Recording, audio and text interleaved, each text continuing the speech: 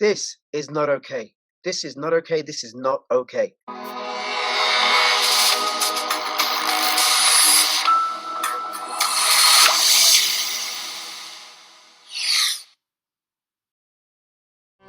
Take the first step towards online privacy. Get NordVPN. This is an article from an Indian news website, and it talks about some figures that were released in April 2020, which is when this article was published, and it leads to something that I'm going to be talking about in this video. For those of you that are regular subscribers to my channel, you know that I cover cryptocurrency. Every now and then I do something political, and in this one, I'm going to do something political that's also about children. This is an article from an Indian news website, and it talks about some figures that were released in April 2020, which is when this article was published, and it leads to something that I'm going to be talking about in this video. So a recent report from the Indian government's Childline Helpline said that that helpline had received more than 92,000 SOS calls in the last 11 days, asking for protection from abuse and violence. Now, we could reproduce that many times over by lots and lots of other countries and regions which have imposed lockdowns. So what happens with lockdowns is children are locked in at home, they're not at school being supervised, they're not being seen out and about in the community. You have families that are under increasing stress that perhaps were doing perfectly well caring for their children, and now because of lockdown, because of financial concerns, because of being forced to be together without any sort of relief or support from wider members of the family or community services like school and libraries and play centers and community centers, their families are more stressed, and parents are taking out on their children, and men are taking it out on women more, and there are men that get domestically abused, violently abused by women as well. So there's more abuse going on in the homes, way more. Now, you could argue that abuse has always been going on. This is true.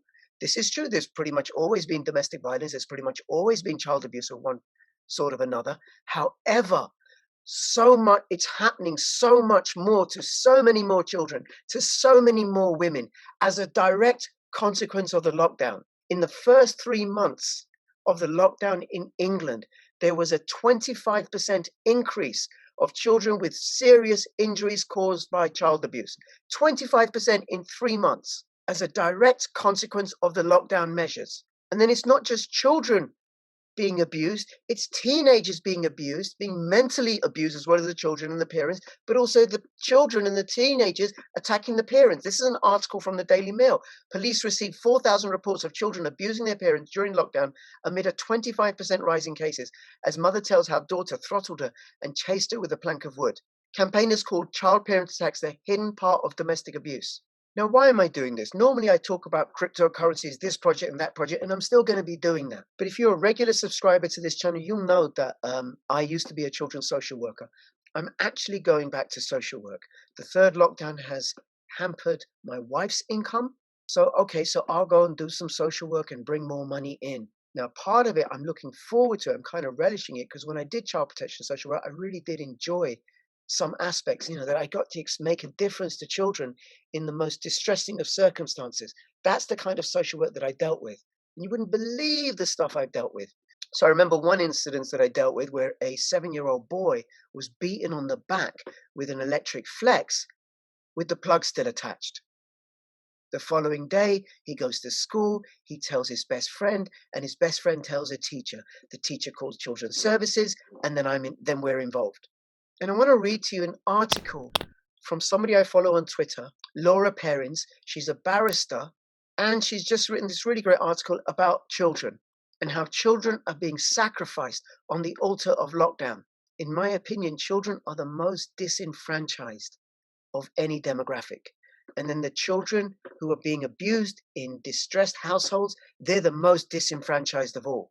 So this is the article. I'm going to read it word for word, and every now and then I'm going to comment. Now, before I go into it, please subscribe, comment, like, follow me on Twitter, CryptoRichYT, and all that other business. You can find me on BitTube, Odyssey, Library, and Bitchute, which are censorship-resistant platforms. What kind of person knows that a government policy is causing misery, unemployment, destroying children's education, turning teenagers suicidal, crashing the economy, running up an unprecedented level of debt that is now greater than the entire country, and then says, so what? Those people are called lockdown hawks, And they don't care about the utter human destruction this evil policy has caused. Now, here I disagree slightly with Laura. I think people do care, however, insufficiently. They're willing for children to carry on suffering this way in pursuit and in support of lockdown policies. Julia Hartley Brewer put out a tweet asking for individual stories of the hardships the lockdown has caused.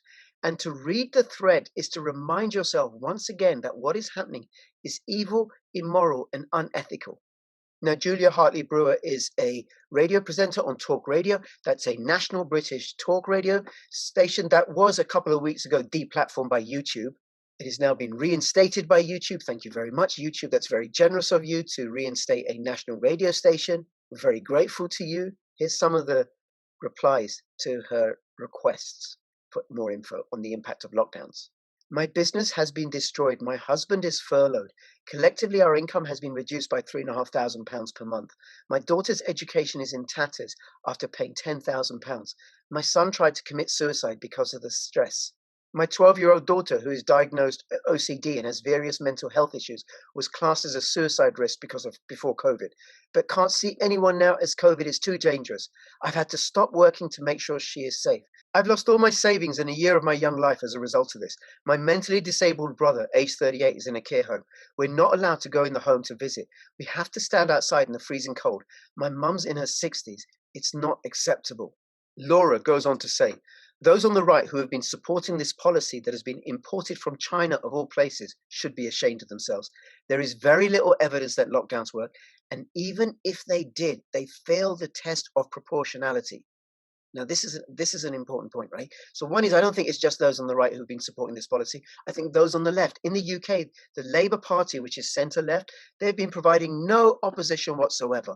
It's just that all of Parliament pretty much is aligned on let's keep the lockdowns going because of virus.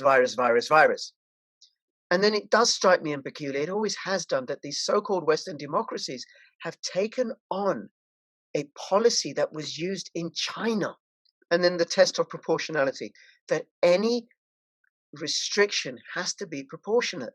But there's this single-minded focus on COVID, ignoring everything else, ignoring the ramifications and the collateral damage of lockdown because of COVID, which, by the way, can be easily treated with vitamin D, vitamin C, ivermectin, hydroxychloroquine, as many countries are doing, that can't afford these ridiculously expensive experimental drugs that we're all going to be encouraged to take. The lockdown also fails on moral and ethical grounds. It intentionally seeks to crush the individual rights of millions to save an institution, the NHS. Now, this is a little bit more insanity that Laura's pointing out here, right? Why not just shore up the NHS? Bring in medics from the military forces. Why were the temporary hospitals, the Nightingale hospitals, unused and then dismantled? Why not bring in retired medical personnel, put the money into therapeutic care, expanding NHS services where needed, rather than destroying small businesses, destroying people's lives? As of December the 11th, 2020, 29 children in England had been recorded as dying with or from COVID. COVID recorded deaths, right?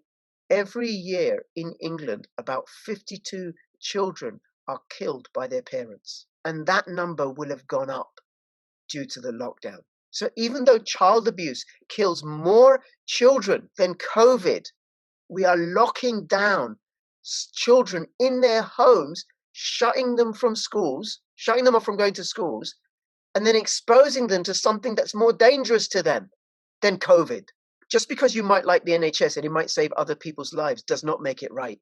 You cannot crush the rights of one individual in such a brutal and disproportionate way to save another. That is why, in a nutshell, we do not harvest the organs of one healthy person to save the lives of 5 people. It might be justified on utilitarian grounds, but it fails morally.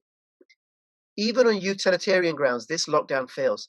It will no doubt destroy more lives than it saves. Now, how? How will it destroy more lives than it saves? Well, one is all the people that are not being treated for existing medical conditions. Then there's all the mental health problems. Then there's the poverty caused by destroying businesses, and the homelessness, which will lead to greater stress and greater mental health problems and greater child abuse and greater domestic abuse. Now, let me just focus on domestic abuse and child abuse for a moment, right? Domestic abuse is child abuse if children are present.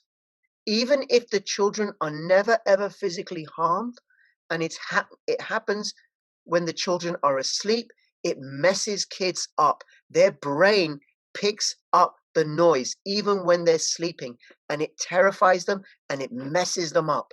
You take a child who has been witness to domestic abuse between her parents, and in terms of how the problems and challenging behavior and the mental health issues that she will manifest, they're the same as if the child had been physically abused, sexually abused, emotionally abused, neglected. It's the same outcome. So then you have a whole range of children, a whole new cohort of children who are tragically being exposed to domestic abuse and who are being directly abused themselves as well. That is a multi-generational problem.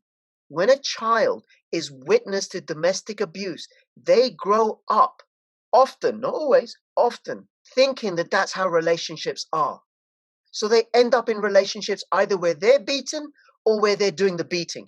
And they visit that tragedy of their childhood upon their own children. And then it gets visited upon their grandchildren. So this is a multi-generational problem that we're causing here to try and prevent this virus from spreading, which is spreading anyway. But why bother arguing with these people, Laura goes on to say, because in my heart, I know they just don't care. They're all right, Jack. Some are bought and paid for. A small percentage might be true believers. But in truth, they don't care about this mother who had to talk about suicide to her teenage daughter, who is so depressed by the lockdown, or this mother who is going under because of it. Now, she refers to this tweet here. Talk radio listener Karen McLeod bursts into tears as she shares her story of giving birth and looking after her 5 children during lockdown whilst being unable to see her mum who has dementia. I'm doing what I can, but it's a disaster. There's no end in sight, she says. Now, I'm going to link to this and everything in the description below if you want to go and check it out for yourself, right? But something here that I want to expand on that Laura says. The people who are making these rules are elected representatives, the bureaucrats. They're still getting their salaries. They're not the ones on furlough. They're not the ones who are having to deal with the economic hardship that they're visiting upon others. And then even the ones that aren't in elected, right, who support this, I assert that most of them are people who are comfortable. Their incomes haven't been affected. They're not on the edge of existence. They may be still able to work from home because they've got middle-class digital lifestyles like I have. They may be fortunate enough to have a garden, to be happily married like I am. We have a garden. We can go out. But what are the working family, the young working family with a handful of children in a tower block on the 13th floor, and they can't go out and their income has stopped? What of them? Are they not worth taking care of? They don't have the support structures. They don't have the resources that middle classes have. They don't have the support structures and the resources that MPs have. So the ones that are protected financially, economically, they're the ones who are making the rules for everybody else, with no regard on the consequences on those that are the most distressed, the most at risk in society. Well, that's their problem, say the lockdown hawks. They should just suck it up. The attack on our children, teenagers and university students is perhaps the most evil of all. Let's just take the 4, 5 and 6-year-olds who've had their last year of school interrupted. They were kicked out of the classrooms before Easter, and even though the government said Key Stage 1 pupils should return from June the 1st, many did not. For those that did, it was rarely full-time until the end of term. When September came, many were sent home again, on and off, because of the ridiculous self-isolation scheme. Like some other kid coughed in their class, so the entire class was sent home for 14 days, and then they never went back after Christmas. The early years are the most critical for children. This is where they learn to read and write. Lockdown hawks don't give a damn if this generation have had their schooling destroyed in this way. They don't care. These children are expendable. They can't fight back. They can't vote and have no power. They've been sacrificed on the altar of COVID. To support this is morally degenerate. Write that down. If you support the closing of schools to young children for more or less than a year, you are morally degenerate. I bet, just taking an education guess here, that many who do support this policy of sacrificing kids had an excellent education themselves. Or perhaps they don't have children, or perhaps their children are grown up. So when you get angry thinking about the fact that your children have been sacrificed to save Boris Johnson's political life and the lives of the lackeys who support him, this is completely natural. You should be angry. If someone came into your house and started threatening your children's mental health and education, you'd be angry and defend them. This is what you should do now. You should do whatever it takes to protect your family. Oh, but there's a virus, we're constantly told. Yes, there is a virus, but the virus is not government policy, whereas the lockdown is. Do you see the distinction? The government intentionally inflicted this evil lockdown on people, so must be held responsible for it. You are not responsible for the virus, any more than you are responsible for a hurricane. Any attempt to make you responsible is a campaign of terror designed to crush you. What they're doing to children is cruel. It is unforgivable. Don't let anyone ever tell you otherwise. I shall link to this article in the description below. I just want to thank Laura for this article. It just expresses a lot of my sentiments with regards to children. I am going to continue posting on my channel, even as I go and do child protection social work.